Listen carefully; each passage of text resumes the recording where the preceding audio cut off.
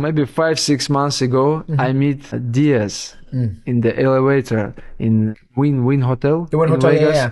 He go to cross to me and say respect. He just walk. But what changed now? When the lot of cameras come, they always people change. You know. I think if I have something with him, I can fix it in the Win Hotel. But he come to me. He go like 2 meters. Yeah, just hey. He say respect, and he go. And people think I start this. And that's I'm what I not mean. starting this.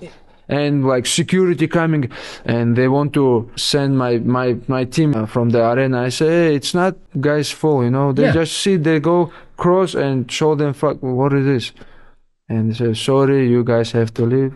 You have to stay, do interview, and your team have to leave. Gotcha. I say, no, it's not working like this. Yeah. If they leave, I leave with them, and they cancel all interview. I leave. Oh, they really did? I was happy, and I leave with them. Oh, good. There you